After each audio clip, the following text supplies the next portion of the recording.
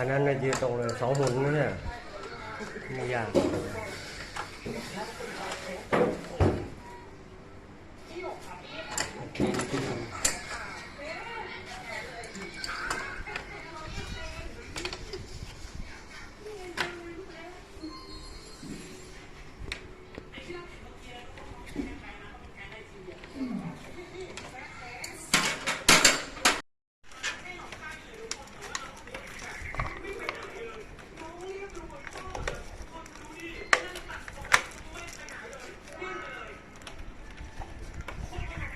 ดันถอยหลังไปขึ้นไปอีกขึ้นไปยืนอีกขั้นนึง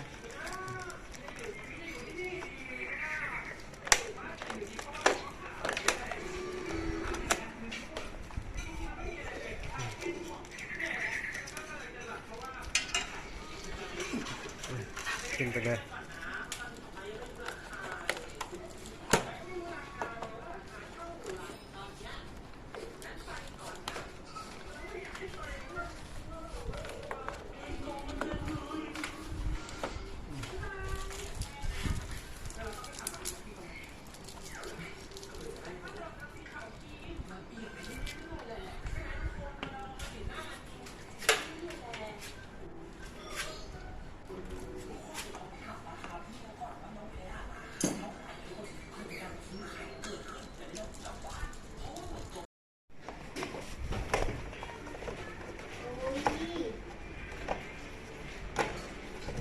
ใส่เกือกม้าด้วย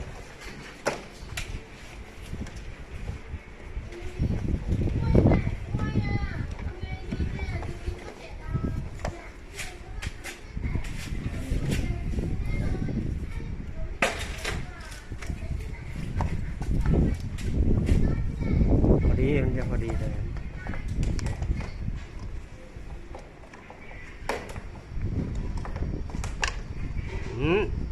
ทำไมมันใหญ่เลย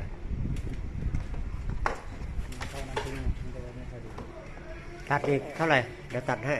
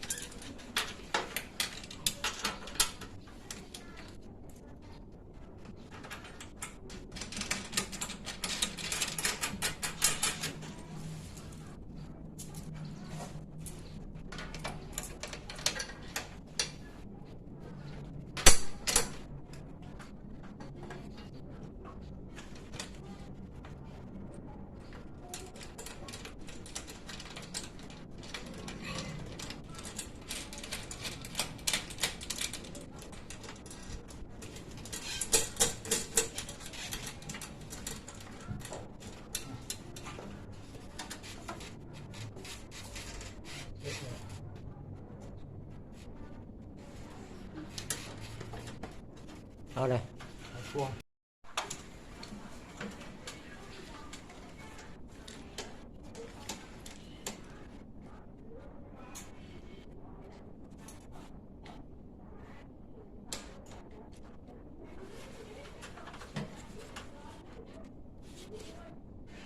ยิงมัน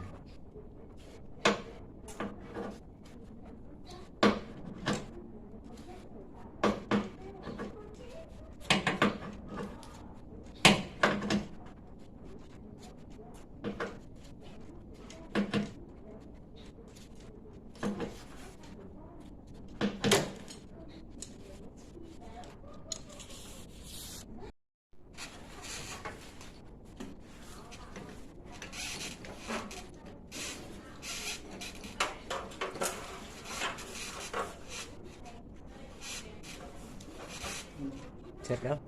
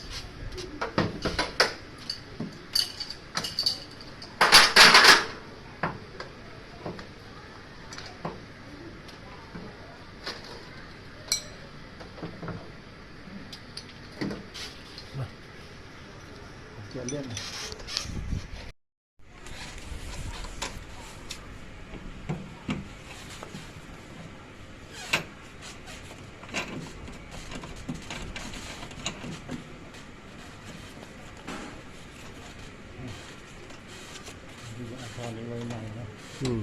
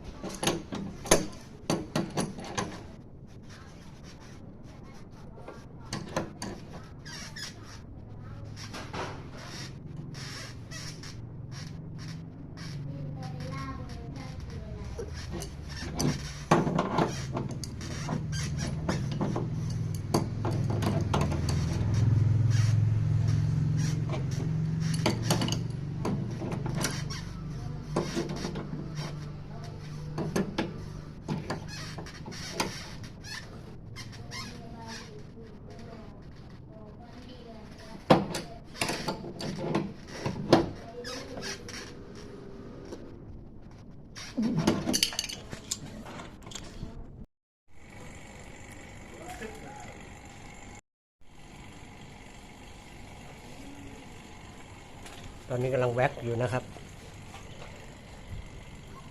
TCL Inverter 18,000 BTU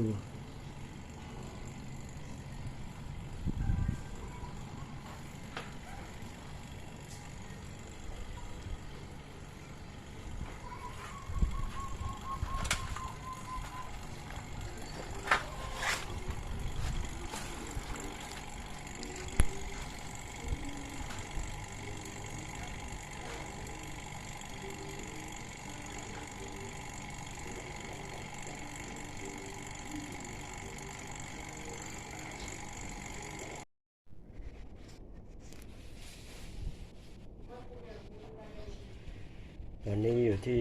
30 นิ้วประหลอดนะครับ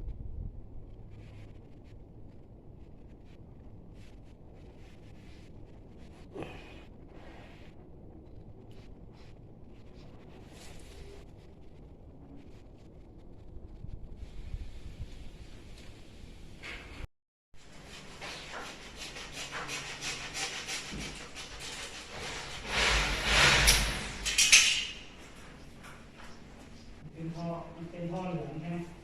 มีทาง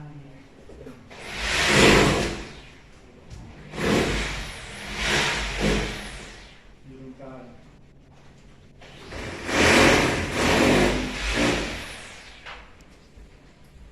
ต้องไปงานใหญ่เลยจำเข็ดเลยว่าของดีใช้ไม่เป็นนะ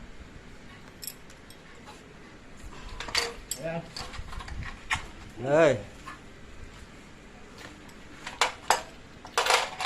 ยังไม่ได้ออนนะ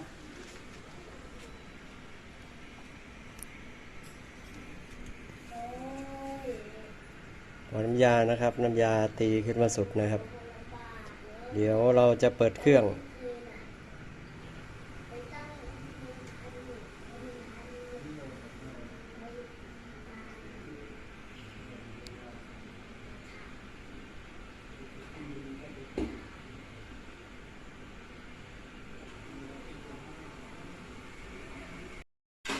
เขาดูเขากล่องเอาโฟมอะไรยัดเข้าไปในแม่เดี๋ยวพัดมันหมุนนะผมก็เปิดเฮ้ยจริงๆเขาต้องแปะสติ๊กเกอร์ไว้ดิเวลานั่นให้ดึงสติ๊กเกอร์โฟมจะติดมาด้วยโฟมมันอยู่ข้างในเลย มันยัดกันโบเบอร์หมุน ถ้าไม่ดูไม่ กดลงมาอีก21 22เลย รถจะลองเอาสี่มันจะเอา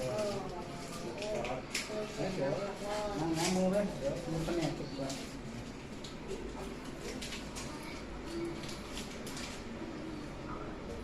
มาแล้วนะครับ ตอนนี้คอมทำงานแล้ว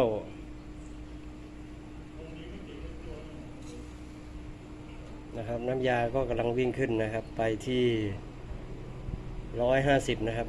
เร่งรอบแล้วนะครับคอม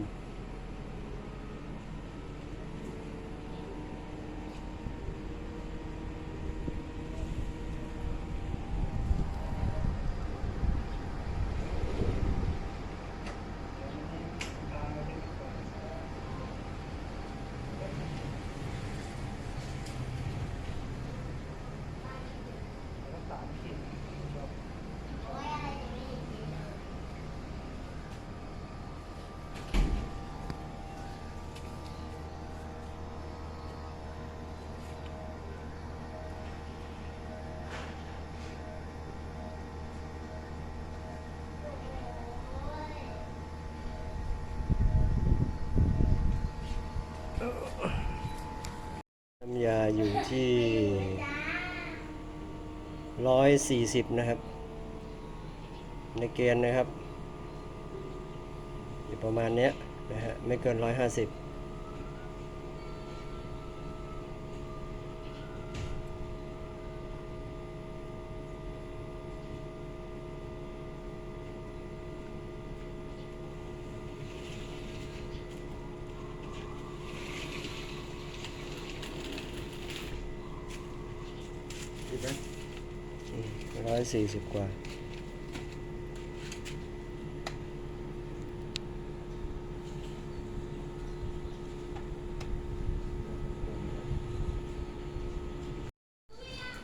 นะฮะ24องศานะครับเย็นเจี๊ยบ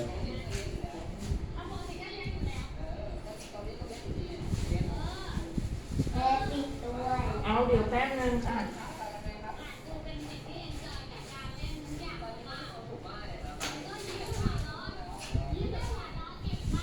งานติดตั้ง